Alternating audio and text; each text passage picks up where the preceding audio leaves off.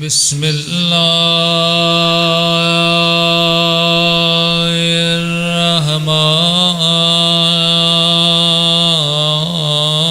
الرحمن الرحيم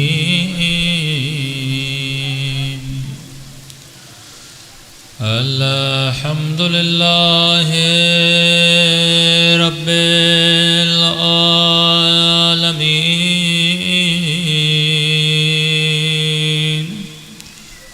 الحمد لله كما هو أهله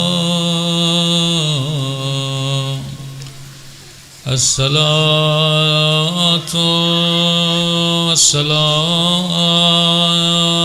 على سيد المرسلين وخاتم النبيين أبي القاسم محمد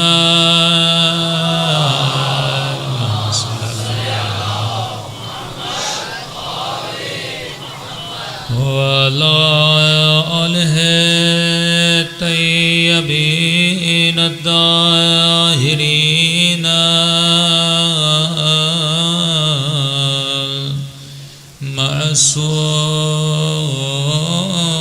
معصومين سب مل کے دعائے سرکار حضرت مہدی اللہم کل ولیک حجت ابن الحسن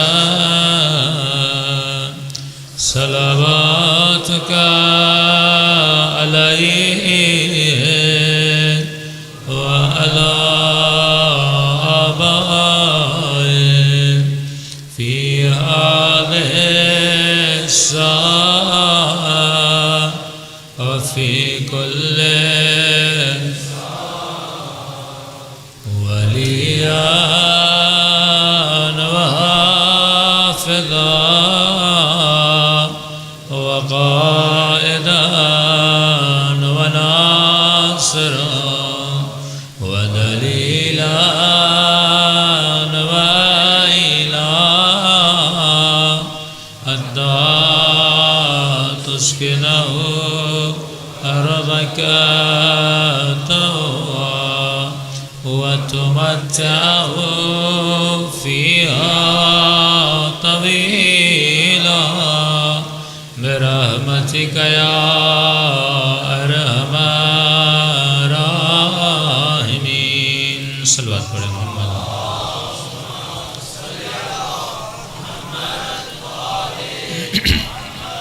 بسم اللہ الرحمن الرحیم رب اشرح لی صدری ویسر لی امری واحلل عقدۃ من لسانی یفقهوا قولی اما بعد فقد قال سبحانہ وتعالی فی محکم کتابہ المجید وفرقانہ الحمید وقولہ الحق وهو اصدق الصادقین بسم اللہ الرحمن الرحیم ان اکرمکم عند اللہ اتقاکم صلوات پڑھیں محمد و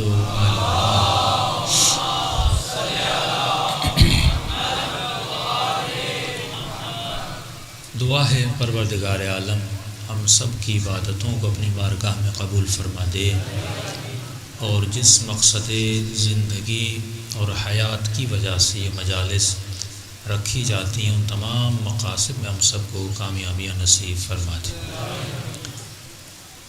ذکر اور فکر در زیارت عاشورہ کے عنوان سے یہ چوتھی نشست ہے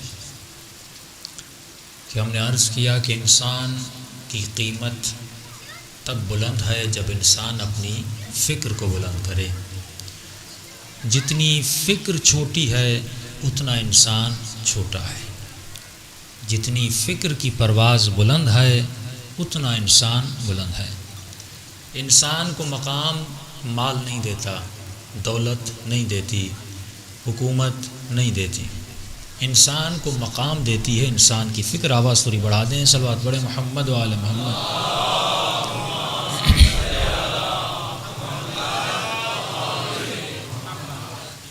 اس کی دلیل یہ ہے کہ آپ کے سامنے کئی حکمران گزرے، آپ کے سامنے بھٹو صاحب گزر گئے، آپ کے سامنے ضیاء الحق گزر گئے، آپ کے سامنے مشرف گزر گیا، آپ کے سامنے بے نظیر گزر گئی، حکومتوں نے ان کو بقا نہیں تھی۔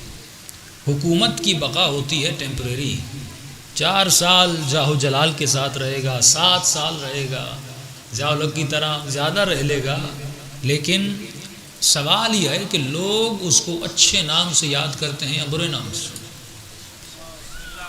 دنیا یہ دیکھتی ہے کہ تمہاری فکر کیسی تھی، اور فکر اگر اچھی ہو تو اس باڈی سے انسان کے ایکشنز بھی اچھے ہوتے ہیں، اگر فکر بری ہو اس باڈی کے ایکشنز بھی برے ہوتے ہیں۔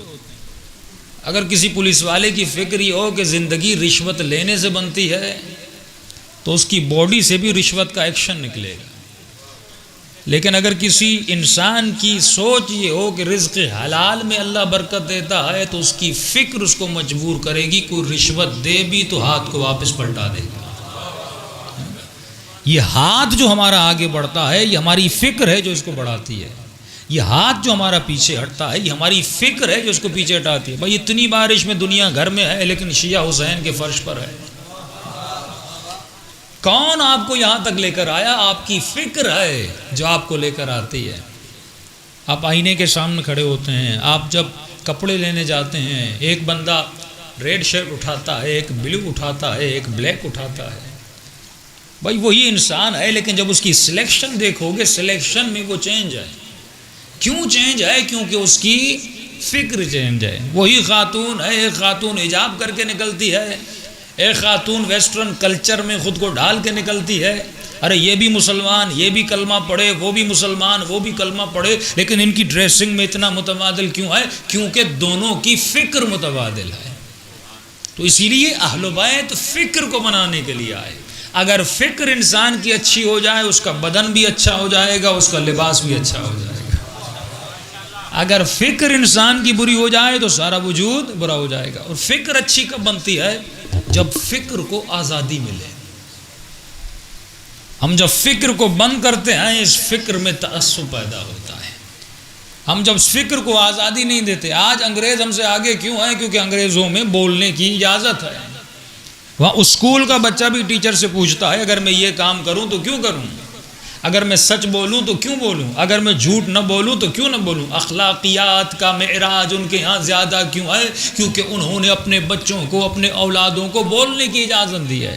وہ اپنی یونیورسٹیز میں بڑے سے بڑے ٹاپکس کو ڈسکس کرتے ہیں، ان کی یونیورسٹیز میں الہیات کے سبجیکٹ میں خدا ڈسکس ہوتا ہے، ملائک ڈسکس ہوتے ہیں، ہے تو کہاں ہے تو کیسا ہے، اگر ہے تو نظر کیوں نہیں آتا، اگر ہے تو اس کی کوئی نشانی ہے کہ نہیں ہے۔ لیکن مسلم معاشرے میں کسی بچے کو ڈسکس کرنے کی اجازت ہے، ہم اس کو مسجد میں بھیج دیتے ہیں اور مولانا کو کہتے ہیں مولانا اسے کلمہ یاد کروانا ہے، سمجھانا نہیں ہے،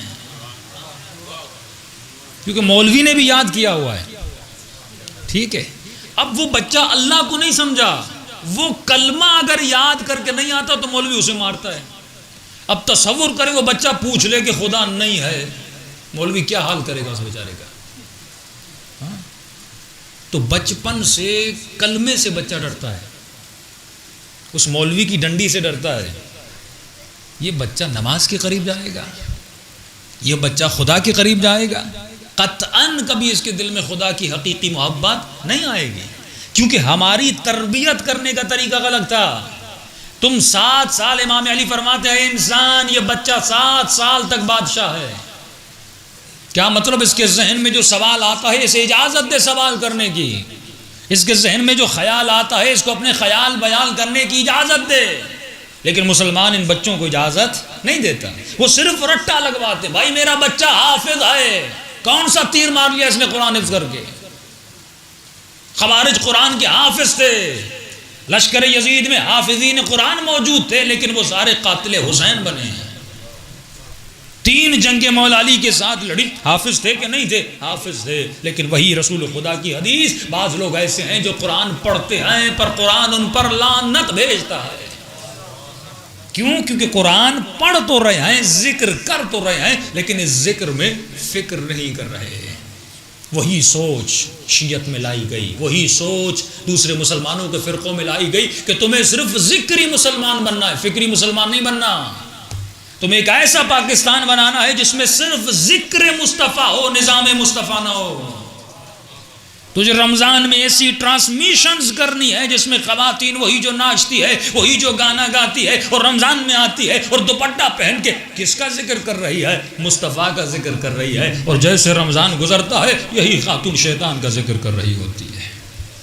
لبرل دین، جس دین میں سب کچھ ہو، جس دین میں فکر نہ ہو. لیکن یہی بچہ جب یونیورسٹی جاتا ہے، جب ویسٹرن ورلڈ میں جاتا ہے، اس سے فکری آزادی ملتی ہے. مجھے کئی کالز آسٹریلیا سے آتی ہیں اور تقریباً 4-5 جوان جو کال کر رہے ہیں وہ وہی ہیں. کہتے ہیں مولانا ہم پہلے سنی تھے ابھی شیعہ بنے. ایک جوان پنجاب کا رہنے والا کہ مولانا ماں باپ ابھی تک، لیکن ایک تو سنی ہے، سنیوں کو اہل بیت کی محبت ہے، لیکن ایک فرقہ جو بڑا کٹر ہے جس کو ہم خارجی کہتے ہیں، جس نے عالم اسلام کی جڑوں کو کھوکھلا کر دیا، جس کی وجہ سے مسلمان کو ٹیررسٹ کہا جاتا ہے، جن کی وجہ سے مسلمانوں کو دہشت گرد کہا جاتا ہے. ورنہ یہی پاکستان تھا، سنی شیعہ میں کتنی محبت موجود تھی. لیکن جب سے یہ فرقہ پروان پہ چڑھا جو آل سعود کا پالتو فرقہ ہے، یہی فرقہ جس نے مسلمانوں میں نفرت کا بیج ڈالا، جس نے کفر کا فتویٰ دیا، جو اپنے علاوہ کسی کو مسلمان نہیں مانتے، نہ بریلویوں کو مسلمان مانتے ہیں، نہ شیعوں کو مسلمان مانتے ہیں. بس کہتے ہیں اگر مسلمان ہیں تو ہم ہیں. جس فرقے کے ذہن میں صرف جس فرقے کے ذہن میں جو کتابوں کی بعض سوچیں ہیں، ان کی سوچیں پڑی ہوئی ہیں. اب یہی فرقہ ہے کہ مولانا میرے ماں باپ اسی فرقے سے تعلق رکھتے ہیں. میں سمجھاؤں تو کیسے سمجھاؤں؟ حدیثیں بھیجتا ہوں، روایتیں بھیجتا ہوں. میں نے کہا ماں باپ تو اسی دین پر ہیں، لیکن تمہیں دین بدلنے کی ضرورت کیسے پڑی؟ تمہاری فکر بیدار کیسے ہوئی؟ کہ مولانا جب آسٹریلیا آیا، یہاں پہ سوال کرنے کی اجازت تھی. گھر میں باپ سے سوال کرتا تھا، باپ مارتے تھے. والد سے سوال کرتا تھا، گھر نکالنے کی دھمکی دیتے تھے. لیکن یہاں پر ایک انگریز کنٹری ہے، یہاں پہ آزادی بیان ہے. یہاں میں دیکھتا ہوں ایک ہی مسجد ہے جس میں شیعہ بھی آتا ہے، جس میں سنی بھی آتا ہے. کہ مجھے سمجھ نہیں آتا، یہی شیعہ یہی سنی جب آسٹریلیا آتا ہے تو سدھر جاتا ہے، اسے پاکستان میں کیا ہو جاتا ہے؟ یہ نظام کی خرابی ہے، یہ معاشرے کی خرابی ہے. آپ کبھی نہیں دیکھیں گے انگلینڈ میں شیعہ سنی کا جھگڑا ہو جائے، آسٹریلیا میں شیعہ سنی کا جھگڑا ہو جائے. آپ انگلینڈ میں، آسٹریلیا میں اہل سنت کی یا وہابیوں کی مسجد میں بھی چلے جائیں اور جا کر نماز پڑھے اور اہل سنت شیعوں کی مسجد میں آ جائے، کبھی کوئی کسی کو نکال نہیں سکتا، کیونکہ اس ملک میں قانون ہے اور قانون پہ عمل کیا جاتا ہے. جب نظام بہتر ہوتا ہے تو اس نظام میں لوگوں کی تربیت بھی اچھی ہوتی ہے. لیکن جب نظام بگڑ جاتا ہے، اس نظام میں جو بچے پیدا ہوتے ہیں وہ بھی بگڑے ہوئے بچے پیدا ہوتے ہیں. صلوات پڑھے محمد و آل محمد.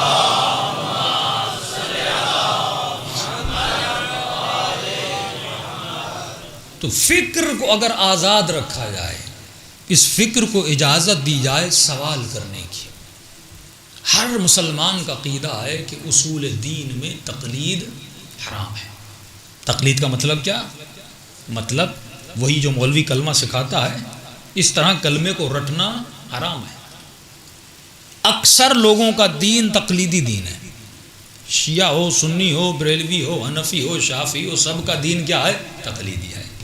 قرآن کہاں سے پڑھا؟ مولوی صاحب سے. کلمہ کہاں سے پڑھا؟ مولوی صاحب سے. کلمہ طیبہ کتنے ہیں؟ مولوی صاحب نے بتایا. نماز کیسے پڑھنی ہے؟ مولوی صاحب نے بتایا. بھائی یہ بھی صحیح ہے کہ مولوی صاحب ہی بتائے گا، لیکن کیا تم نے بھی خود سوچا کہ نہیں دین کا معاملہ جسم کا معاملہ نہیں ہے کہ ڈاکٹر کہے کہ آنکھ کا یہ آپریشن اس طرح کرنا ہے میں بالکل وہی کروں. دین کے معاملے میں یہ نہیں. اللہ کی آواز آتی ہے، اے میرے بندے اگر مجھے ماننا ہے تو عقل کے ذریعے سے مان، اے میرے بندے اگر مجھے ماننا ہے تو فکر کے ذریعے سے مان. اور واضح ترین اس نے آیت نازل کر دی کہ لا اکراہ فی الدین، میرے دین میں کوئی جبر نہیں ہے، میرے دین میں کوئی زبردستی نہیں ہے. اگر تو نے مجھے سجدہ کرنا ہے تو سوچ سمجھ کے سجدہ کرنا ہے. اگر تو نے میری عبادت کرنی ہے تو سوچ سمجھ کے عبادت کرنی ہے. مجھے تیرے تقلیدی سجدے پسند نہیں ہے. خدا کیوں پسند نہیں ہے؟ عجیب اللہ کی آواز آتی ہے، آواز آتی ہے وَإِن مِّن شَيْءٍ إِلَّا يُسَبِّحُ بِحَمْدِهِ. اے میرے بندے کائنات کی ہر شے میری تسبیح کرتی ہے. یہ کنکر میری تسبیح کرتا ہے, یہ پتھر میری تسبیح کرتا ہے, یہ ستارے میری تسبیح کرتے ہیں, یہ چاند, یہ پرند, یہ سورج, یہ ساری میری تسبیح کرتے ہیں. تو یہ سمجھتا ہے کہ مجھے سجدوں کی کمی ہے, تو یہ سمجھتا ہے کہ مجھے رکوع کرنے والوں کی کمی ہے, تو یہ سمجھتا ہے کہ میری تعریف کرنے والے کم ہے. ارے سارے ملائک میری تعریفیں کرنے پر مجبور ہے, لیکن اے میرے بندے اگر مجھے کوئی سجدہ پسند ہے وہ تیرا سجدہ پسند ہے. خدایا میرا سجدہ پسند کیوں ہے؟ اس بندے خاکی کا سجدہ پسند کیوں ہے؟ تجھے انسان کا سجدہ پسند کیوں ہے؟ فرمایا مجھے ملائکوں کے سجدوں سے زیادہ تیرے سجدوں سے محبت ہے. خدا کیوں محبت ہے؟ فرمایا وہ اپنے سجدے کرنے میں مجبور ہیں, تو مختار ہے. تو اپنے اختیار سے مجھے سجدہ کرتا ہے, لیکن جبرائیل کی جرت کہ مجھے سجدہ نہ کرے, اس ذرے کی جرت کہ میری تسبیح نہ کرے, اس بارش کی جرت, اس قطرے کی جرت کہ میرا ذکر نہ کرے, یہ تو میرا ذکر کرنے پر مجبور ہے کیونکہ میں نے انہیں اختیار نہیں دیا اور تجھے صاحب اختیار بنایا ہے. تو اپنے اختیار سے چاہے تو مجھے سجدہ کرے, چاہے تو پتھر کو سجدہ کرے, چاہے تو سورج کو سجدہ کرے, چاہے تو چاند کو سجدہ کرے. اسی طرح ہر انسان کو اختیار ہے, چاہے جس کو اپنا نبی بنائے, چاہے جس کو اپنا امام بنائے, چاہے جس کو اپنا ولی بنائے, چاہے جس کو اپنا بڑا بنائے. کیونکہ دین میں کوئی جبر نہیں ہے کہ تم کہو تو شیعہ بن جا, وہ کہے تو سنی بن جا, وہ کہے تو بریلوی بن جا, وہ کہے تو حنفی بن جا. کیونکہ یہ دین دین اختیار ہے, یہ دین دین عقل ہے. انسان آزاد ہے, وہ جو چاہے کر سکتا ہے. لیکن خدا ایک سوال کرے گا, اگر تم نے کسی کو اپنا امام چنا تھا تو تجھے چننے کا اختیار ہے, لیکن میرے بندے مجھے یہ بتانا, جسے تو نے اپنا امام بنایا تھا, جسے تو نے اپنا رب بنایا تھا, جسے تو نے اپنا نبی بنایا تھا, جسے تو نے اپنا ولی بنایا تھا, پہلا سوال تو وہ اپنا کرے گا جب قیامت کے دن اس بندے کو لایا جائے گا. کوئی بت پرست ہوگا, کوئی سورج پرست ہوگا, کوئی آگ پرست ہوگا, کوئی خدا پرست ہوگا. ہر بندے سے ایک سوال کرے گا, یہ بتا جسے تو نے سجدہ کیا تھا کیا وہ واقعاً لائق سجدہ تھا کہ نہیں؟ جسے تو نے امام بنایا تھا واقعاً وہ لائق امامت تھا کہ نہیں؟ اگر تمہاری عقل اسے لائق مانتی ہے تو میں خدا بھی مانتا ہوں. اگر تمہاری عقل ستارے کو مجھ سے افضل مانتی ہے تو میں بھی خدا ماننے کے لیے تیار ہوں. لیکن اے میرے بندے میں نے تجھے عقل دی تھی, اگر وہ ستارہ مجھ سے افضل ہے تو مجھے دلیل دے کر بیان کر, کیونکہ میں نے تجھے عقل دی ہے اور میں دلیل کو مانتا ہوں اور عقل دلیل کو مانتی ہے. اے میرے بندے میں نقل کو نہیں مانتا, میں عقل کو مانتا ہوں, کیونکہ میرا نبی بھی دلیل کے ساتھ آیا تھا, میرا علی بھی دلیل کے ساتھ آیا تھا, میرا حسین بھی دلیل کے ساتھ آیا تھا, اور میری زہرا بھی دلیل کے ساتھ گئی تھی. صلوات پڑھے محمد و آل محمد.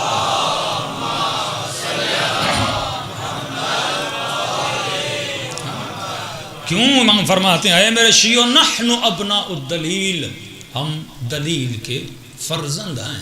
تیری پیدائش میں دلیل ہے, تیرے جینے میں دلیل ہے, تیرے مرنے میں دلیل ہے, تیرے کھانے میں دلیل ہے, ہر شے میں نے دلیل رکھی.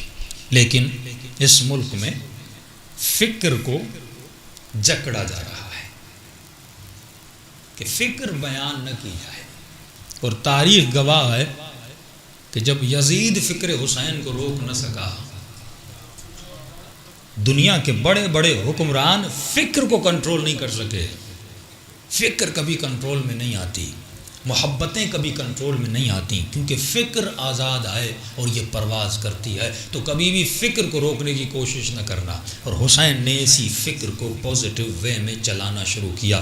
کل میں نے عرض کیا دو طاقتیں ہیں, ایک طاقت وہ ہے جو فکر کو گندا کرنا چاہتی ہے, ایک طاقت وہ ہے جو فکر کو اچھا کرنا چاہتی ہے. حسین کی ڈیوٹی ہے کہ انسان کی فکر کو اعلیٰ ترین منازل تک لے جائے, اسے نمازی بنائے, اسے متقی بنائے, اسے صالح بنائے. اور یزید کی فکر یہ ہے کہ انسان کو فاسق بنایا جائے, فاجر بنایا جائے, شرابی بنایا جائے, دین رسول کا مذاق اڑایا جائے. تو یہ جنگ عالم اسلام کی نہیں ہے, یہ جنگ عالم انسان کی ہے. فرمایا دو لشکر تمہارے وجود میں بستے ہیں, ایک لشکر باہر کا لشکر ہے, ایک لشکر اندر کا لشکر ہے, جسے جنود عقل اور جہل کہا گیا. فرمایا دو لشکر تیرے وجود میں ہے, روح کا لشکر ہے, نفس کا بھی لشکر ہے. ایک لشکر وہ ہے جو خوبیوں کو لے کر چلتا ہے, ایک لشکر وہ ہے جو برائیوں کو لے کر چلتا ہے. تجھے اپنے وجود میں اچھائی کے لشکر کو مضبوط کرنا ہے. جب اچھائی کا لشکر مقام عروج پہ چلا جاتا ہے تو کوئی ہور بن جاتا ہے, کوئی میثم تمار بن جاتا ہے, کوئی سلمان فارسی بن جاتا ہے. جب جہالت کا لشکر انسان کے وجود پہ قابض ہو جاتا ہے تو کوئی شمر بن جاتا ہے, کوئی ہرملا بن جاتا ہے, کوئی ابن سعد بن جاتا ہے, کوئی یزید بن جاتا ہے. تو یہ فیصلہ تجھے کرنا ہے کس لشکر میں جانا ہے اور کس لشکر میں نہیں جانا. لیکن اے مومن, اگر فیصلہ کرنا تو فکر سے کرنا اور عقل سے کرنا, کیونکہ خدا بھی عاقلوں کا خدا ہے اور خدا بھی عابدوں کا خدا ہے. صلوات پڑھے محمد و آل محمد.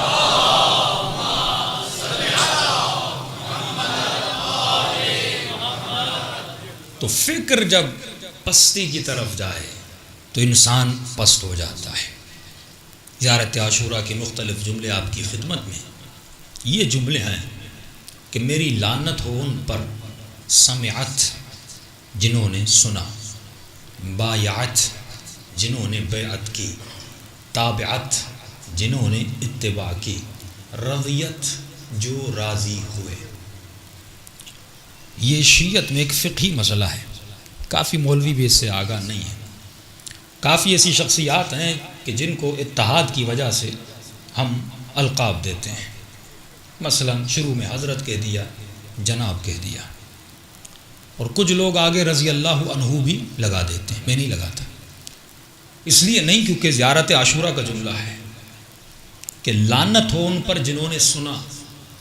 کیا سنا؟ کہ حسین قتل ہونے جا رہے ہیں لیکن مدد کے لیے نہیں گئے. تابعت جنہوں نے یزید کی بیعت کی. کچھ وہ تھے جو سن رہے تھے, ان پر بھی لعنت جو گھر میں بیٹھے تھے, اور وہ جو گئے اور یزید کے ہاتھ پہ بیعت کی ان پر بھی امام فرماتے لعنت. تابعت بیعت بھی کی, کافی ایسے تھے بیعت کر کے بھاگ گئے, ڈر کی وجہ سے بیعت تو کی لیکن بھاگ گئے. کچھ ایسے تھے جنہوں نے سنا بھی, بیعت بھی کی, اور بیعت کرنے کے بعد کربلا کے لشکر میں بھی گئے اور یزید کی اتباع بھی کی.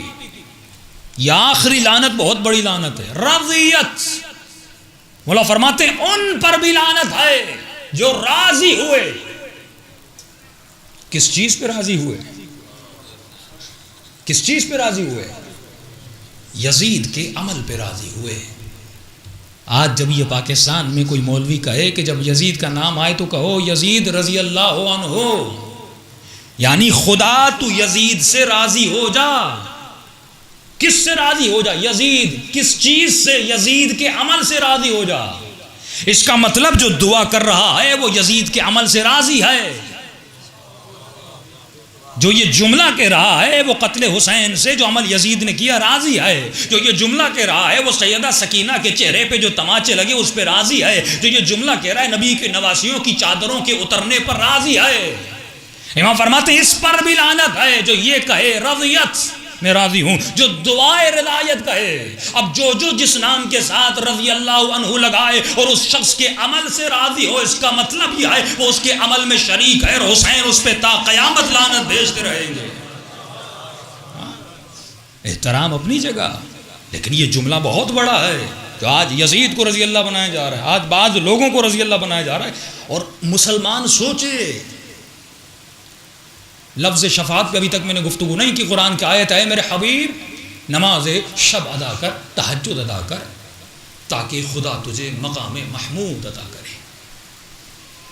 اور یہی دعا آپ سجدہ زیارت عاشورہ میں کرتے ہیں, حتی یبلغنی المقام المحمود. یہ بہت بڑی دعا ہے. جو دعا نبی کی ہے وہی دعا آپ کر رہے ہیں. جس مقام کے پیچھے رسول کو دیا جا رہا ہے وہی مقام خدا آپ کے لیے عطا کر رہا ہے. کہ میرے بندے اگر تو چاہے تو تو بھی مقام محمود تک پہنچ سکتا ہے. مولا یہ مقام محمود کیا ہے؟ مفسر فرماتے ہیں مقام محمود ہے مقام شفاعت. بہت بڑا مقام ہے.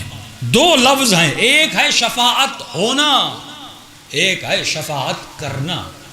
شفاعت کا ہونا بھی ایک مقام ہے, شفاعت کرنا بھی ایک مقام ہے. ایک مرتبہ انسان اتنا نیک بن جاتا ہے, تمام تر مقامات کو حاصل کر لیتا ہے. اب یہ شفاعت ہونے کے مقام پر ہے, کیونکہ قرآن کی آیت ہے, اے میرے حبیب کچھ لوگ ایسے ہیں اگر تو بھی ان کی شفاعت کرے میں خدا ان کی شفاعت نہیں کروں گا. کچھ لوگ ایسے ہیں وہ کسی کو بھی شفیع بنا کر لے کر آئیں لیکن میں خدا شفاعت نہیں کروں گا. ارے یہ لوگ کون ہیں؟ اس کی طرف تھوڑا سا اشارہ کر دوں گا. یہ وہ لوگ کون ہیں؟ اس کے لیے معصومین نے بھی فرمایا کچھ لوگ ایسے ہیں جن کی شفاعت نہیں ہوتی. ایک چھوٹی سی معصوم کی روایت ہے جو ہر شیعہ نے سنی ہوئی ہے کہ میرے چھٹے امام فرماتے ہیں کہ فرمایا لن تنالوا شفاعتنا اہل البیت. یہ لام نون جب عربی میں آتا ہے یہ نفی ابد کی معنی دیتا ہے. نفی ابد یعنی نہ یہاں نہ وہاں. ایک نفی ہوتی ہے کہ یہاں تو ہم تمہاری مدد نہیں کریں گے لیکن وہاں جا کر تمہاری مدد کریں گے. جب خدا نے حضرت موسیٰ کو کہا کہ لن ترانی موسیٰ, اے موسیٰ اپنی قوم کو کہہ دو کہ تم لوگ مجھے کبھی بھی نہیں دیکھ سکتے. نفی ابد تھی یعنی نہ دنیا میں دیکھ سکو گے نہ آخرت میں دیکھ سکو گے. اسی طرح میرے چھٹے امام فرماتے ہیں کہ لن تنالوا شفاعتنا اہل البیت, وہ کبھی بھی اہل بیت کی شفاعت کو حاصل کر نہیں سکتا. مولا کون؟ من استخف بالصلاۃ, جس نے اپنی نماز کو ہلکا سمجھا. اس جملے پہ کبھی غور کیا ہے؟ اس کے لیے شفاعت نہیں جو نماز کو ہلکا سمجھے. اس کے لیے اس کی رنگ ٹون کی بڑی اہمیت ہے. رات کو 2 بجے بھی موبائل کی گھنٹی بجے تو یہ جناب اتنی جلدی سے اٹھتا ہے کہ فون آ گیا.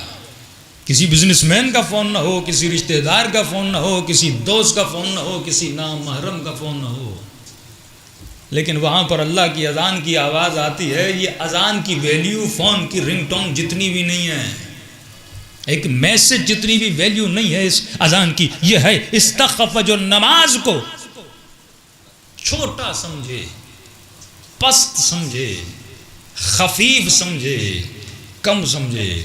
کافی مومنین کو کہتا ہوں, کہتے ہیں مولانا اہل بیت شفاعت کریں گے, رسول خدا شفاعت کریں گے. دیکھیے شفاعت ہے کیا, ذرا غور کیجئے. ایک مرتبہ میں عبادت کرتا ہوں لیکن میری عبادت ہے ناقص, ادھوری. نماز پڑھی, توجہ تھی, جلدی میں پڑھی کہ رسول فرماتے بعض لوگوں کی نماز ایسے ہے جیسے کوا دانہ کھاتا ہے, کوے کی طرح کٹ کٹ کر کے اتنی جلدی پڑھتے ہیں, یعنی نہ رکوع پورا ہوتا ہے نہ سجدہ پورا ہوتا ہے. اب جناب رکوع میں جاتا ہے, اگلا بندہ کھڑا ہو جاتا ہے.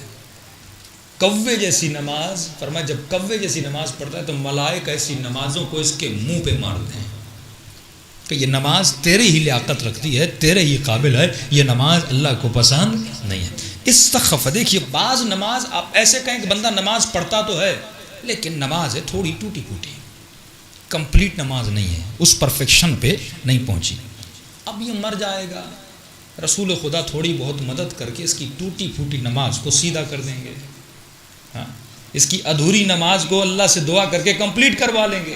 لیکن ایک بندہ وہ ہے جو نماز پڑھتا ہی نہیں ہے. اب یہ کچھ لے کر جائے تو شفاعت ہو. جب تمہارا گلاس ہی خالی ہے, ہاں بھائی ایک پانی ہے میلا ہے, آپ کے جو اہل بیت یہ پانی میلا ہے, ذرا فلٹر لگا کے صاف کر کے دیجئے. تو شفاعت کا فلٹر لگے گا, پانی پیور ہو جائے گا اور منرل واٹر ہو جائے گا. ایک خالی بندہ گلاس لے جا رہا ہے, مولا فلٹر لگائیے, تو مولا کہیں گے تو لایا کیا ہے؟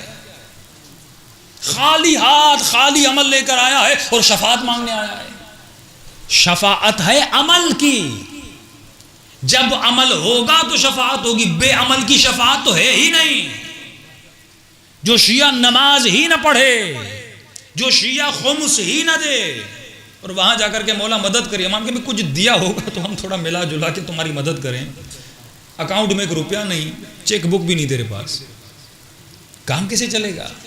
تو کچھ کر کے تو آ تاکہ ہم تمہاری مدد کریں, اپنے دامن کو کچھ چیزوں سے بھر کے تو آ, ہم کچھ کریں. شفاعت ہے ادھوری چیزوں کو پورے کرنے کا نام. تم نے عمل کیا ہے لیکن عمل تھوڑا بہت ناقص تھا, اہل بیت اس کو پورا کریں گے, رسول خدا دعا کریں گے, عمل پورا ہو جائے گا, لیکن تم نے کچھ کیا ہی نہیں ہے. تو آپ دیکھ رہے ہیں کانسیپٹ ہمارے صحیح نہیں ہے. کبھی بھی اس ممبر سے ان کانسیپٹ کو صحیح نہیں کیا گیا. یہاں پر یا کسی کو جہنمی بنایا جاتا ہے یا کہا جاتا ہے سارے جنتی ہو, یا پوری کی پوری جنت دی جاتی ہے, یا ایک دوسرے کو جہنم بنایا, ایک کہتا ہے تو مقصر ہے, وہ دوسرا کہتا ہے تو غالی, حالانکہ دونوں جہنمی ہیں. مقصر بھی جہنمی ہے. امام رضا فرماتے ہیں, فرمایا دنیا میں 2 موجودات سے نجس تر کوئی وجود نہیں ہے. یعنی غالی بھی خنزیر سے بدتر ہے، مقصر بھی خنزیر سے بدتر ہے. کیوں؟ کیونکہ دونوں حیوانوں نے اللہ کی نافرمانی نہیں کی.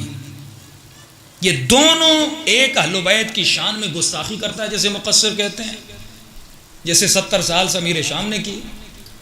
ایک انسان اہل بیت کی شان کو خدا سے ملا دیتا ہے جیسے بعض ہمارے ذاکرین کرتے ہیں.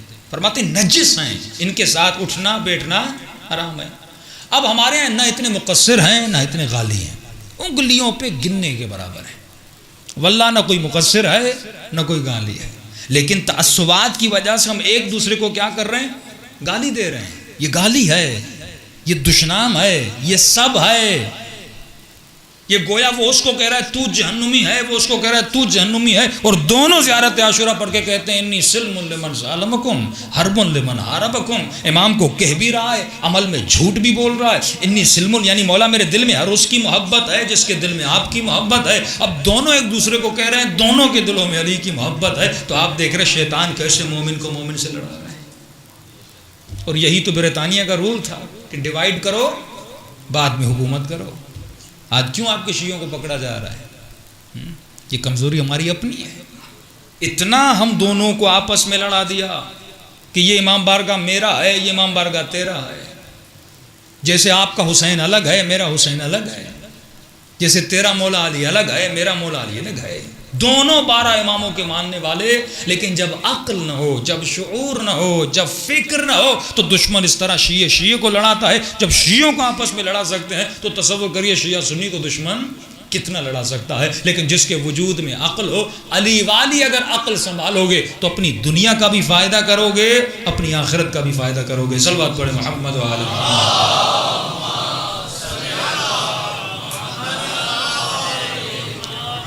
وعجل فرجہم. تو انسان اپنی عقل کو بلند کر. شفاعت پہ گفتگو تھی.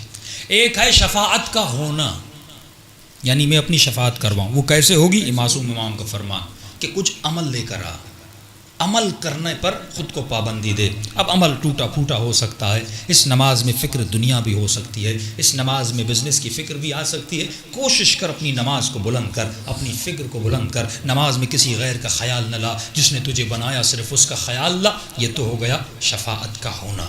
جب یہ ہوگا تو شفاعت ہوگی، اگر یہ نہیں قطعاً کوئی شفاعت نہیں ہے. دوسرا ہے اس سے بڑا مقام شفاعت کرنا. یہ بہت بڑا مقام ہے، یعنی خود بھی بچ جائے اور اپنے ساتھ کسی کو بچا کر لے بھی جائے. ملتا ہے نا کہ بعض شہداء کا مقام اتنا بلند ہے وہ 70 لوگوں کی شفاعت قیامت میں کر سکتے ہیں. اب معصوم فرماتے ہیں شفیع بن سکتا ہے 2 طریقوں سے. تو دنیا میں بھی شفیع بن سکتا ہے، تو آخرت میں بھی شفیع بن سکتا ہے. لیکن اے مومن ابتدا ہے دنیا سے.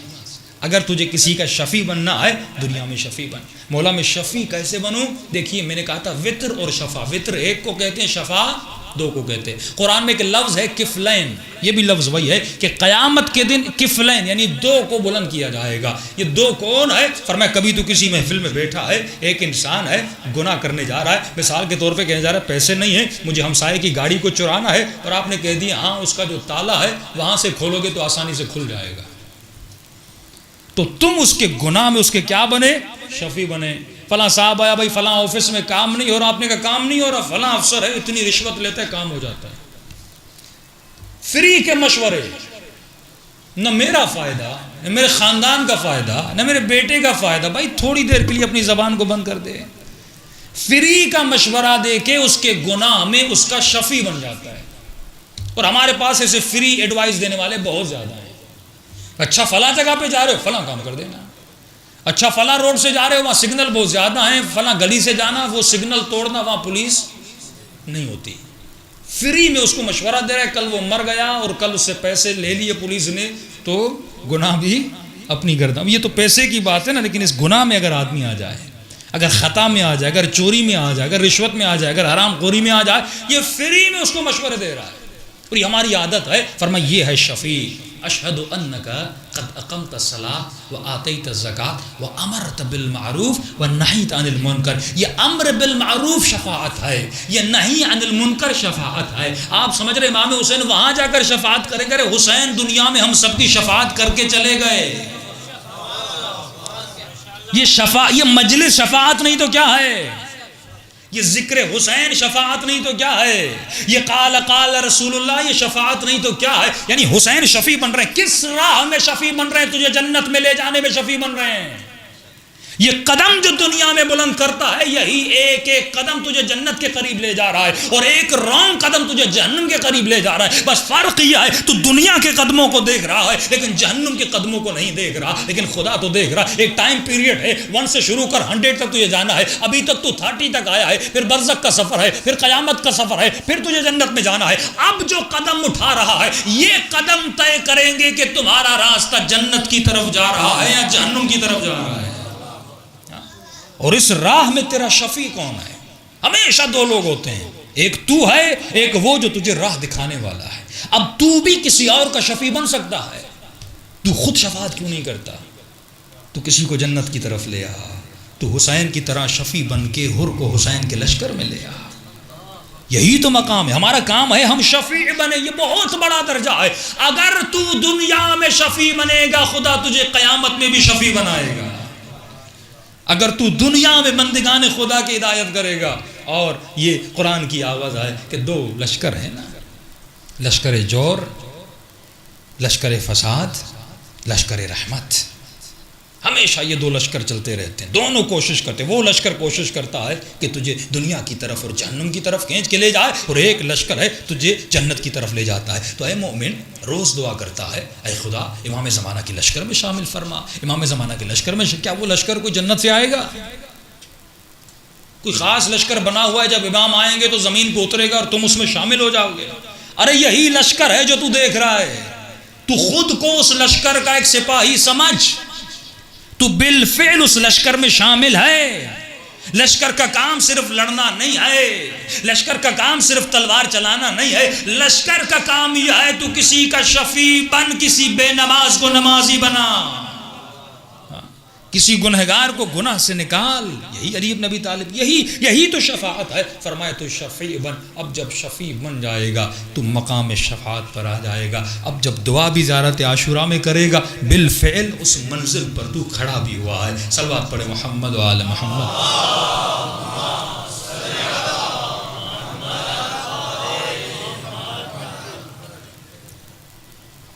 میں نے خانم گوہرشاد کا واقعہ سنایا تھا آپ کو کہ نہیں سنایا تھا.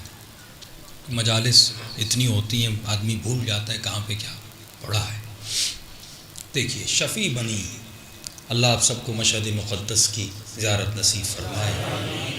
وہاں پہ ایک مسجد ہے جس مسجد کا نام ہے مسجد گوہرشاد. گوہر فارسی کا لفظ ہے, ایک ایسا گوہر جو خوش ہو, گوہر شاد, خوش گوہر. ان کا نام تھا گوہر شاد.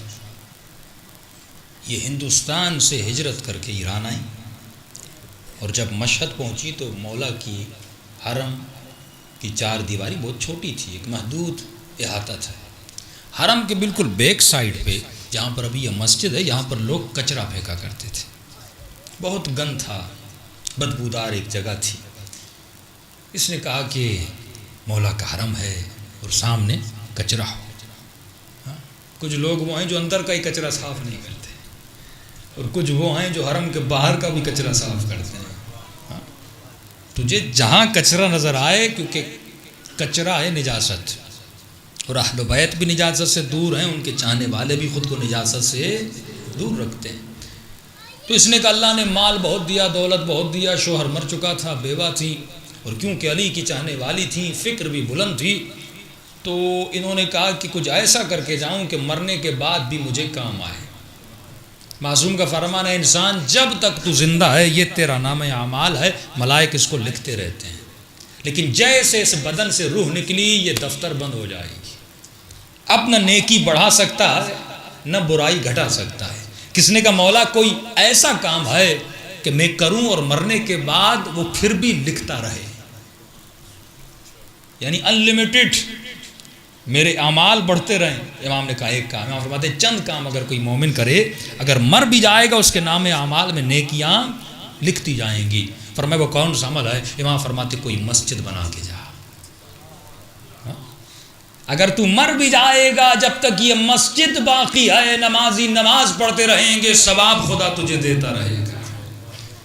دوسری چیز فرمایا کسی ایسے اپنے بچے کی تربیت کر جب تک یہ بچہ نیک ہے اور نیک کام کرتا رہے گا تو امام فرماتے اس کی نیکیوں کا ثواب تجھے بھی ملے گا.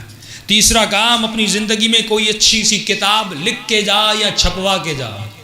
جب تک دنیا میں کتاب رہے گی, لوگ پڑھتے رہیں گے, تجھے ثواب ملتا رہے گا. اب تصور کرو علی نے ایک نہج البلاغہ لکھی. آج تک دنیا بھائی لوگ چھوڑ کے کیا گئے ہیں؟ مجھے تو حیرت ہوتی ہے.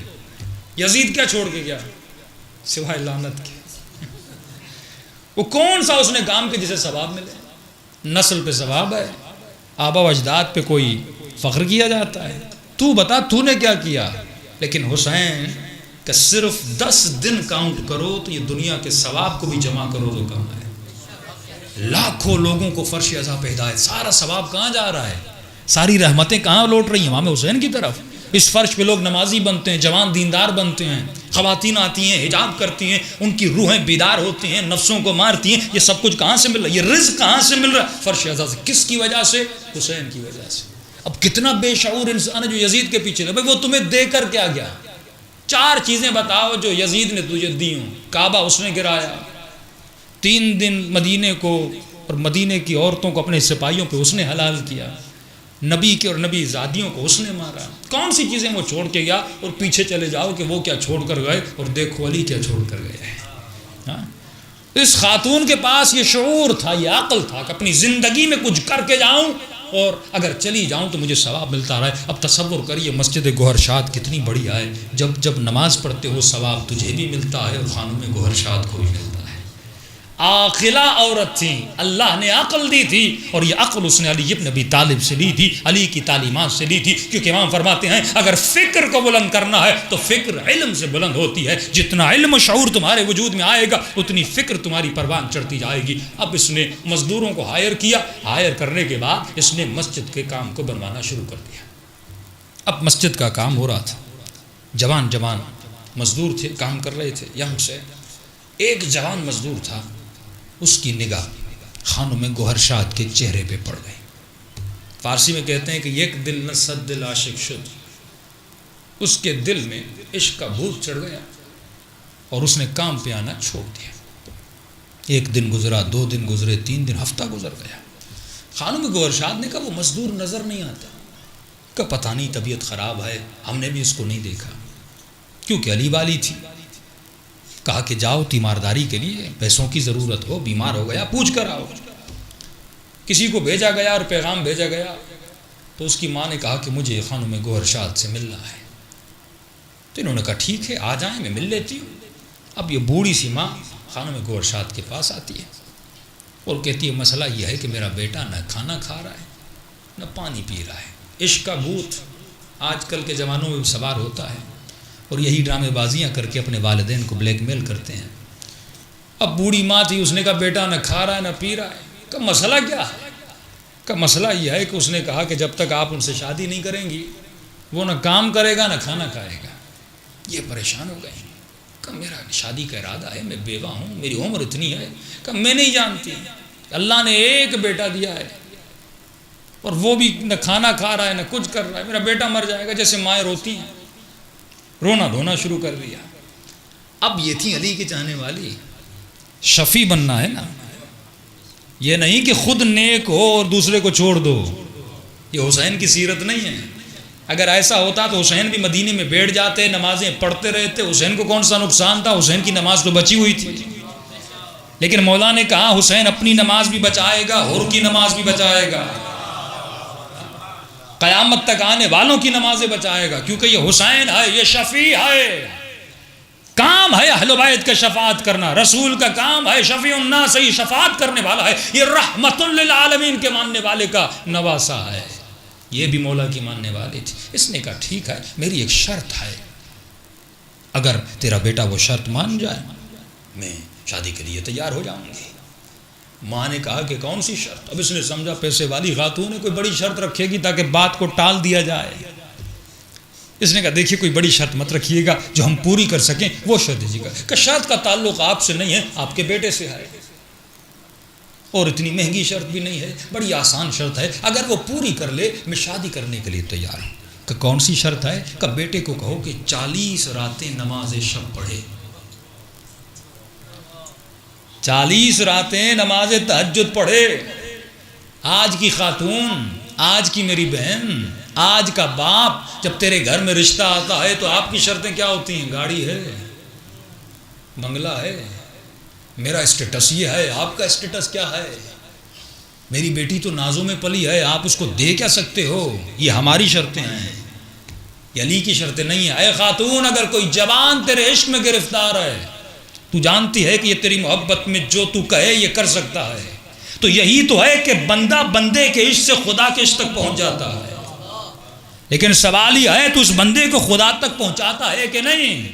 علی اپنے عشق میں گرفتار کرتے تھے، پھر اس کو خدا سے جا کر ملاتے تھے۔ اے خاتون، اے جوان، کیا تم نے دنیا میں یہ کام کیا جو علی ابن ابی طالب کا کام تھا؟ جب تجھے یقین ہے کہ ایک بندہ تیرے عشق میں گرفتار ہے، وہ تجھ سے محبت کرتا ہے، اور محبت کا جذبہ بندے سے ہر کام کرواتا ہے۔ یہی محبت ہے جو قتل کرواتی ہے، یہی محبت ہے جو خودکشیاں کرواتی ہے، یہی محبت ہے جو نسلوں کو تباہ کرتی ہے، اور یہی محبت ہے جو گھروں کو بساتی بھی ہے۔ لیکن سوال یہ ہے تو محبت کو کس وے میں استعمال کرتا ہے؟ ہم اس وے میں استعمال نہیں کرتے۔ اے میری ماں بہن، جب تمہارے گھر میں رشتہ آتا ہے، کیا اس خاتون نے یہ کہا اے جوان میں تب شادی کروں گی جب تمہارے چہرے پہ علی کی سنت والی داڑھی ہوگی؟ میں تم سے تب شادی کروں گی جب تو نمازی بن جائے، جب تو خمس کا پابند ہو جائے، جب تو با اخلاق ہو جائے، جب تو با کردار ہو جائے، جب تو با احترام ہو جائے۔ کبھی ہم یہ شرطیں نہیں رکھتے، ہماری شرطیں مادی شرطیں ہوتی ہیں، دنیا والی شرطیں ہوتی ہیں کہ گاڑی ہے، گھر ہے۔ ارے بڑے بڑوں نے امیروں کو بیٹیاں دی، لیکن چند مہینوں میں طلاق ہو کر گھر میں آ گئی، کیونکہ اس کے پاس دولت دنیا تھی لیکن دولت حسین نہیں تھی، جس کا نام اخلاق ہے، جس کا نام کردار ہے، اس کو ہم نہیں دیکھتے۔ خانم گوہر شاد نے کہا ہاں میں مزاحیہ طور پہ کہتا ہوں کہ انسان کی عقل جب فکر سے عاری ہو جائے اور اس عقل پر جنوں کے پردے آ جائیں۔ لکھتے تھے نا آپ بھی یونیورسٹیز میں اور بچپنے میں اس وقت سے گزرے ہوں گے، جب عاشقانہ خط لکھے جاتے ہیں تو لکھا جاتا ہے کہ مجھ سے شادی کر لو، میں تیرے لیے چاند توڑ کے لاؤں گا، ستارے توڑ کے لاؤں گا، اور وہ بھولی بھالی بیچاری پڑھتی ہے اور کتنی خوش ہوتی ہے کہ یہ چاند لائے گا۔ حالانکہ اگر اپنی عقل سے پوچھے اس سے بڑا سفید جھوٹ کائنات میں ہو بھی نہیں سکتا۔ نہ کوئی چاند لا سکتا ہے، نہ کوئی ستاروں کو توڑ کے لا سکتا ہے، لیکن نفس اسے کس طرح بہلا رہا ہوتا ہے۔ اے کاش وہ باتیں لکھی جاتی جن باتوں میں سچائی ہوتی۔ ارے جس عشق کی ابتدا جھوٹ سے ہو، کل عرض کر چکا نا کہ امام فرماتے ہیں میرا شیعہ ہر گناہ کر سکتا ہے لیکن جھوٹ نہیں بول سکتا۔ جس عشق اور محبت کی ابتدا ہی جھوٹ سے ہو۔ آج ہم کسی کو اپنانے کے لیے کتنے جھوٹ بولتے ہیں، یہ بات یاد رکھیے، ابتدا اگر جھوٹ کی مناؤ گے پھر انتہا طلاق پہ ہوتی ہے، پھر جھگڑوں پہ ہوتی ہے۔ لیکن اگر رشتوں کی ابتدا سچائی پہ کرو گے، نہیں مولانا آج جھوٹ بول لے لیتا ہوں، کب شادی ہو جائے گی، میں اس کو سمجھا دوں گا کہ یہ میں نے جھوٹ بولا تھا، اگر سچ بولتا آپ ہم سے شادی نہ کرتے۔ ارے جھوٹ کے رشتوں کی بنیاد بڑی کھوکھلی ہوتی ہے، سچ کی بنیاد بناؤ۔ امام فرماتے ہیں علی کا چاہنے والا سر تو کٹا سکتا ہے لیکن کبھی جھوٹ نہیں بول سکتا۔ کیوں نہیں بول سکتا؟ کیونکہ خدا نے جھوٹوں پر لعنت کی ہے۔ اب خانم گوہر شاد نے کہا میری شرط ہے کہ 40 راتیں نماز شب پڑھے۔ ماں خوشی خوشی گھر گئی، بیٹے کو کہا بیٹا خوشخبری ہے، ایک شرط رکھی ہے۔ کہ اماں کوئی بڑی شرط تو نہیں ہے؟ کہ نہیں بڑی آسان شرط ہے۔ کہ اماں کیا شرط ہے؟ کہ خانم گوہر شاد نے کہا 40 رات نماز تہجد پڑھو۔ بڑا خوش ہوا کہ اماں اگر وہ کہتی تو پوری زندگی پڑھتا۔ ارے اللہ کے لیے ایک نماز نہ پڑھی، کسی خاتون کی محبت میں بندہ پوری زندگی نماز پڑھنے کے لیے تیار ہو جاتا ہے۔ آپ دیکھ رہے ہیں یہ بتا رہا ہے اسے خدا سے عشق تھا ہی نہیں، یہ جانتا ہی نہیں تھا عشق کیا ہوتا ہے. اگر جانتا تو علی والا مزاج ہوتا. نماز میں پاؤں سے تیر نکل گیا لیکن علی کو پتہ نہ چلا یہ عشق خدا ہے, یہ محبت خدا ہے کہ حسین سر کٹانے کے بعد بھی نو کے نیزہ پہ قرآن کی تلاوت میں نظر آتے ہیں. یہ عشق خدا ہے کہ بدن دھڑ سے سر دھڑ سے جدا ہو چکا لیکن عشق نے ان لفظوں کو زبان سے جدا نہیں کیا. یہ عشق اہل بیت ہے جو خدا سے عشق تھا. لیکن وہ کب ہوگا جب ہم مجاز سے نکل کر حقیقت کے میدان میں آئیں گے, تب ہمیں احساس ہوگا کہ عشق خدا کیا ہوتا ہے. اس نے کہا میں 40 راتیں, ارے میں تو 1000 راتیں نماز پڑھنے کے لیے تیار ہوں. کہ پھر دیر کیسی, آج ہی رات نماز پڑھنا شروع کر دے. بیٹے نے نماز پڑھنا شروع کر دی. کہ 10 راتیں گزر گئیں, 20 راتیں گزر گئیں, 30 راتیں گزر گئیں, 40 راتیں گزر گئیں, 45 راتیں گزر گئیں, 50 راتیں گزر گئیں. بوڑھی ماں کہتی ہے میرے لال رشتہ لینے جاؤں, تو نے تو نمازیں پڑھ دی. کہتے اماں صبر کرو. 70 راتیں گزر گئیں, 80 راتیں گزر گئیں. ماں پھر آتی ہے, پھر کہتا ہے اماں صبر کرو. کہ یہاں تک کہ 100 دن گزر گئے. ایک مرتبہ خانم گوہر شاد نے خبر کے لیے پوچھا کہ ارے جوان کے وہ 40 دن کہا تھا, یہ 40 دن سے اوپر ہو گیا, زندہ بھی ہے کہ نہیں, مسئلہ کیا ہے, آیا کیوں نہیں, شرط کو پورا کیا کہ نہیں کیا. ایک مرتبہ خود اس کے دروازے پر آتی ہے, دستک دیتی ہے. یہ ماں باہر آتی ہے. کہ آپ کے بیٹے کی کوئی خبر, زندہ بھی ہے کہ نہیں. کہاں زندہ بھی ہے, نماز بھی پڑھ رہا ہے, شرط کو پورا بھی کر رہا ہے. کہ 40 دن گزر گئے, پھر رشتہ لینے کے لیے کیوں نہیں آئے. کہ مجھے بھی نہیں پتا, پہلے اتنا بےتاب تھا لیکن ابھی کہتے ہیں اماں صبر کرو. کہ جلدی اس جوان کو بلا کے لا. ایک مرتبہ یہ جوان دروازے پر آتا ہے, لیکن جب اب دروازے پر آتا ہے اب آنکھیں وہ آنکھیں نہ رہیں. بڑی حیا ہے نا آنکھوں میں, آنکھوں کو جھکا کے کھڑا ہے, سر کو جھکا کے کھڑا ہے. خانم گوہر شاد نے کہا اے جوان 40 رات نماز پڑھی. کہاں نماز پڑھی, اب تک پڑھ رہا ہوں. کہ پھر میرا رشتہ لینے کے لیے کیوں نہیں آتے. کہ خانم گوہر شاد میری ایک مجبوری ہے, جب تک نماز شب نہیں پڑھی تھی میں تیرے عشق میں گرفتار تھا, لیکن جب سے نماز شب پڑھی ہے میں اپنے رب کا عاشق بن چکا ہوں.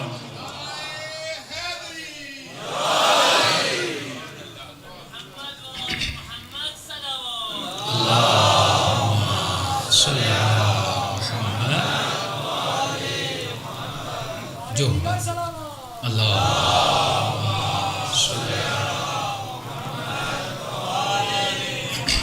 جو حسین بندوں کو خلق کر سکتا ہے وہ خود کتنا حسین ہوگا. کبھی سوچا ہے جتنی لذتیں لیتے ہو اور ان لذتوں میں مست ہو جاتے ہو, کھانے کی لذت, پینے کی لذت, نکاح کی لذت, گھومنے کی لذت, بچوں سے محبت کی لذت, بیوی کی محبت کی, ماں کی محبت کی لذتیں ہیں نا. بڑے عرصے کے بعد ماں کو دیکھتے ہو دل کو کتنا چین ملتا ہے. بچے کو جب سینے سے لگاتے ہو تو کتنی ٹھنڈک ملتی ہے. یہ لذتیں ہیں. سوچو جس نے لذت بنائی اور اس لذت میں لذت ڈالی, وہ خالق کے لذت کیسا ہوگا. کبھی سوچا ہے وہ خالق حسن بشریت خود کتنا حسین ہوگا. لذت خدا بنا رہا ہے نا. امام فرماتے تو بندہ بڑا عجیب ہے, یہ عجیب ٹاپک ہے کہ جو لذت بنا رہا ہے بالکل تھوڑی سی لذت ہے, اس میں تو گم ہو جاتا ہے اور اسی لذت میں تو اس کی نافرمانی کرتا ہے. کہ کبھی تم نے سوچا ہے کہ اس نے اپنی اطاعت میں کتنی لذت رکھی ہوگی, کیونکہ وہ خالق کی لذت ہے نا, وہ لذت بناتا ہے اور اسی کی دی ہوئی لذت میں تو مست ہوتا ہے. اب سوچ اس نے اپنی اطاعت کی لذت میں خود کتنی لذت ڈالی ہوگی. لیکن وہ تب ہے جب تو اس لذت تک پہنچ سکے, اور جب پہنچ جائے گا تو پھر تجھے تعجب نہیں ہوگا کہ حسین نو کے نیزہ پہ قرآن کیسے پڑھ رہے تھے. اور جب تو پہنچ جائے گا پھر تعجب نہیں ہوگا کہ علی کے پاؤں سے تیر نکلا تو علی کو پتہ کیوں نہ چلا. پھر تجھے تعجب نہیں ہوگا کہ زندان شام میں سیدہ زینب رات کے اندھیرے میں نمازیں کیسے پڑھ رہی تھی. اسی لذت کے حصول کے لیے مجلس میں آتے ہو. کربلا اسی لذت کا نام ہے, لذت عبادت, لذت قرب پروردگار عالم, لذت معرفت خدا. لیکن اے بندے یہ لذت ایسے نہیں ملتی. اس لذت کے لیے خود کو پاک کرنا پڑتا ہے, وجود کو, فکر کو, حرکتوں کو, ایکشنز کو. جب پاک کر لو گے پھر اس لذت تک پہنچو گے. آئیے دلوں کو کربلا لے جائیں. یہ ذکر حسین بھی تو ایک لذت ہے نا. تھکتے نہیں ہو, ہر سال مناتے ہو, جلوسوں میں جاتے ہو, پیدل چلتے ہو, روتے ہو. کبھی سوچا یہ لذت کسی اور کو نہیں دی، آپ کو دی؟ یہ بڑی عجیب بات ہے. ایک مرغی کو کاٹو وہ لذت آپ کو بھی ملے گی، یہودی کو بھی ملے گی، مسیحی کو بھی ملے گی، شیعہ کے دشمن کو بھی ملے گی. گوشت کھاؤ لذت سب کے لیے، نکاح کی لذت سب کے لیے، گھومنے پھرنے کی لذت، ٹریولنگ کی لذت سب کے لیے. نیند کرتے ہو، نیند میں بھی اللہ نے سکون دیا ہے، کافر بھی سوتا ہے، یزید بھی، سب کے لیے ہے. لیکن ذکر حسین کی لذت صرف شیعوں کے لیے ہے. یہ بڑی نعمت ہے. ساری قومیں کہتے ہیں یہ پاگل لوگ ہیں، یہ ساری رات جاگتے ہیں، یہ اپنے بدن کو پیٹتے ہیں، کہتے ہیں ہم تو ہنسنے کے لیے مرتے ہیں، یہ رونے کے لیے مرتے ہیں. یہ عجیب. اب ان کو کیا پتا کہ ہمیں کیا لذت ملتی ہے، ان کو کیا پتا کہ ہمیں ذکر سے کیا سکون ملتا ہے، کون سی توانائی ملتی ہے. یہ واحد لذت ہے جس کی طرف آپ متوجہ نہیں تھے. یہ وہ لذت ہے جو سیدہ کی دعا کی لذت ہے. جب کہا تھا بابا میرا حسین مارا جائے گا، میرے بچے پہ روئے گا کون؟ جب سنا نا کہ تیرا بچہ اکیلا مارا جائے گا، تیرے بچے کے بچے مارے جائیں گے، تیری بیٹیوں کی چادریں چھینی جائیں گی، رسول خود بھی رو رہے تھے. کہا بابا پھر میرے حسین پہ کوئی رونے والا ہوگا؟ کہا اللہ ایک قوم بنائے گا، اللہ بنائے گا جن کے بچے تیرے بچوں پہ روئیں گے، جن کے جوان حسین کے جوانوں پہ روئیں گے، جن کے بوڑھے حسین پہ روئیں گے، جن کی عورتیں زینب پہ روئیں گی، جن کی بچیاں سکینہ پہ روئیں گی. واللہ یہ لذت خدا، یہ معجزہ ہے کائنات میں جو خدا نے آپ کو دیا. دلوں کو کربلا لے جائیں اور سلام کریں اپنے آقا حسین کو، وہ مظلوم مولا جس کی وجہ سے ہم جنت کا سفر طے کر رہے ہیں.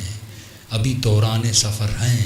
انشاءاللہ جب یوم الورود وثبت لی قدم صدق عندک مع الحسین، اے خدا اس دن تک ثابت قدم رکھنا، یوم الورود جب جنت میں داخل ہو جاؤں یا برزخ میں داخل ہو جاؤں اور میں حسین کی زیارت کروں، آقا کا ساتھ ہو، آقا کے ساتھ رہوں اور جنت میں آقا کے ساتھ رہوں. بس یہ محبت دل میں رکھیں اور کردار ایسا بنائیں جیسا حسین ابن علی نے کہا. دلوں کو کربلا لے جائیں اور سلام کریں اپنے مظلوم مولا کو.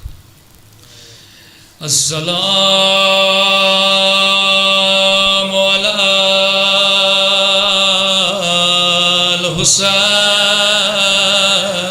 الحسین وعلی علی ابن حسین کی صدا بلند وعلی اولاد وعلی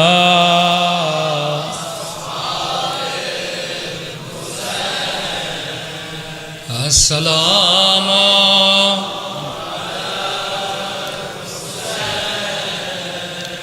وعلی علی ابن وعلی اولاد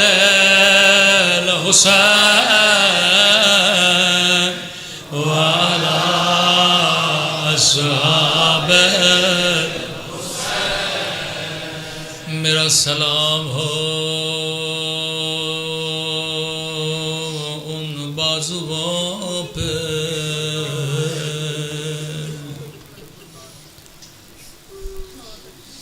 میرا سلام ہو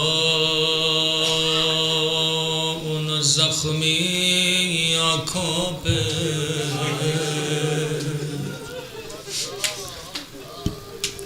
قدیمی مومنوں سمجھ گئے میں نے کوئی نام نہیں لیا. میں کہوں گا اے خدا آج کی رات میرے گنہگار ہاتھوں کو نہ دے. اے خدا تجھے واسطہ عباس کے کٹے ہوئے بازوؤں کا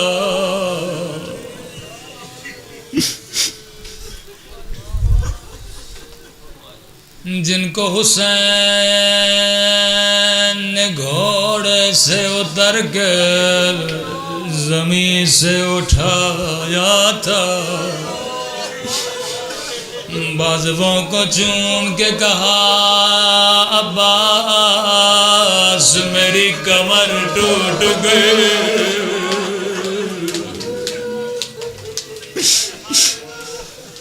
اے خدا آج میرے ہاتھوں کو نہ دے، اے خدا آج میری گنہگار آنکھوں کو نہ دے، تجھے واسطہ ان آنکھوں کا، ایک آنکھ میں تیر تھا دوسری آنکھ میں خون بھرا تھا۔ اگر شیعہ بننا ہے تو عباس جیسے شیعہ بنا، ادب بھی ہے، احترام بھی ہے، اطاعت بھی ہے۔ حسین نے بھائی کے سر کو گود میں رکھا، بار بار عباس اپنا سر زمین پہ گراتے تھے، دوبارہ سر کو اٹھایا، مٹی کو صاف کیا، اپنی گودی میں رکھا، لیکن عباس نے دوبارہ سر کو گرا۔ حسین نے کہا عباس یہ کیا کر رہے ہو؟ رو کر کا مولا مولا میرا سر آپ کی گود میں ہے، لیکن آپ کا سر خاک کربلا۔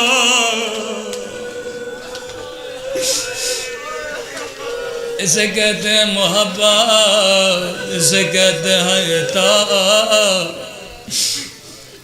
آہستہ کہا مولا ایک زحمت دینا چاہتا ہوں، بول عباس مولا اگر زحمت نہ ہو اپنی ابا کے دامن سے میری آنکھ کا خون صاف کریے۔ فرمایا مولا یہ بھی زحمت نہ دیتا، اگر بازو سلامت ہوتے۔ فرمایا عباس خون کیوں صاف کرنا چاہتا ہے؟ کہا مولا ماں نے کہا تھا عباس جب تو پیدا ہوا تھا تو نے سب سے پہلے حسین کو دیکھا تھا، مولا جاتے جاتے آپ کی زیارت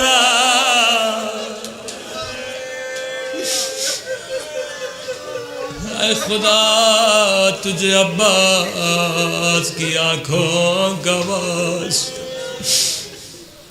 عباس پر صرف حسین کو ناز نہیں تھی، عباس پر زینب کو ناز تھا۔ سکینہ بچوں کو کہتی تھی جب تک چچا موجود کوئی ہمیں تماچے مار نہیں سکتا۔ زینب بیویوں کو کہتی تھی بیویوں جب تک عباس ہے کوئی تمہاری چادر کو دیکھ بھی نہیں سکتا۔ امام کی خدمت میں آئے، فرمائے مولا اجازت چاہیے، اب مجھ سے سکینہ کی پیاس دیکھی نہیں جاتی۔ فرمایا عباس میں تجھے روکتا نہیں، لیکن زینب کو تجھ پہ بڑا بھروسہ ہے، پہلے جا زینب سے اجازت مانگ۔ بی بی کے خیمے کے در پہ آتے اجازت ملتی ہے بڑے ادب سے، سیدہ زینب کے سامنے بیٹھ جاتے، بہن بھائی کو چہرے میں دیکھ رہی ہے، بڑی دیر تک دیکھتی رہی۔ کہا عباس میں جانتی ہوں کیوں آئے ہو، میں تجھے روکوں گی نہیں، میں نے اکبر کو نہیں روکا، میں نے قاسم کو نہیں روکا، لیکن عباس میری کچھ باتیں سنتا جا، ادب سے سر جھکا ہوا ہے، جی میری آقا زادے۔ عباس بابا علی کی حکومت تھی، شہر کوفہ تھا، میرا قافلہ شہر کے باہر تھا۔ بابا نے فرمایا حسن رات ہونے دو، بازاریں بند ہونے دو، پھر میری بیٹی کے قافلے کو لانا۔ عباس سارے بازار بند ہو گئے، عباس سارے لوگ گھروں کو چلے گئے۔ آدھی رات کو بابا مجھے خود لینے آئے، میری سواری کے مہار کو پکڑا، عباس یہاں سواری چلنے لگے۔ آدھے راستے میں بابا نے کہا زینب ذرا اماری کا پردہ ہٹانا۔ عباس میں نے پردہ ہٹایا، بابا نے کہا زینب غور سے دیکھو، یہ کوفے کا بازار ہے۔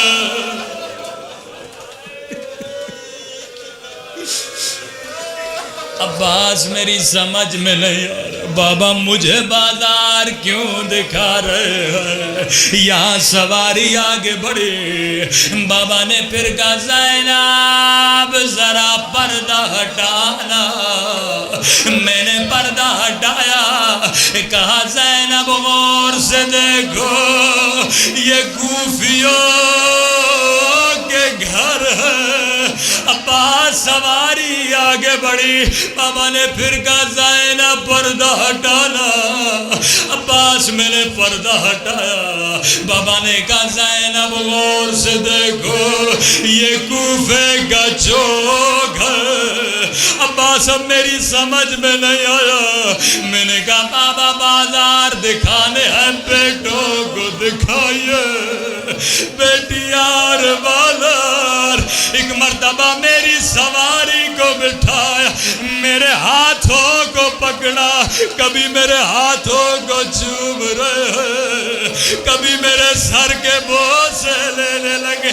فرمایا زینب یہی بازار ہوگا، وہ تیرے ہاتھوں میں رسیاں، تیرے سر پہ چادر۔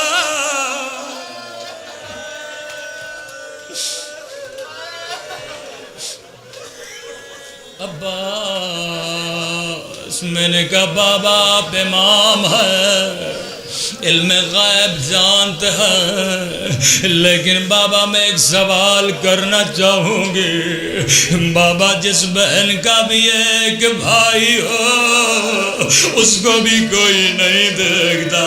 او بابا اللہ نے مجھے 18 بھائی دیے، اللہ نے مجھے حسن جیسا حسین جیسا بھائی دیا۔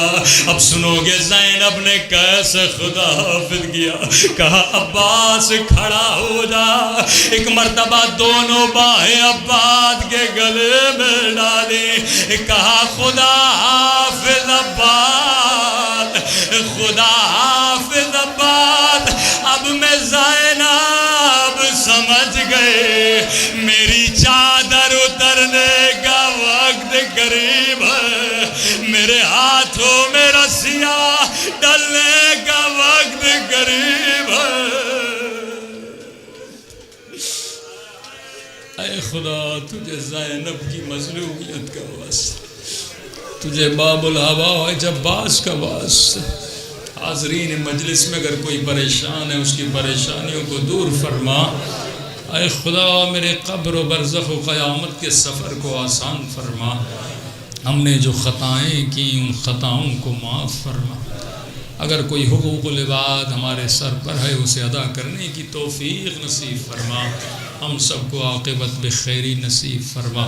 امام زمانہ کے لشکر میں جگہ نصیب فرما۔ ہم سب کو شہداء کربلا کے ساتھ محشور فرما۔ اے خدا آل سعود اور آل یہود کو نیست و نابود فرما۔ ہمارے آقا یدی مقام امام زمانہ کا ظہور فرما۔ ربنا تقبل منا انک انت السمیع الدعاء۔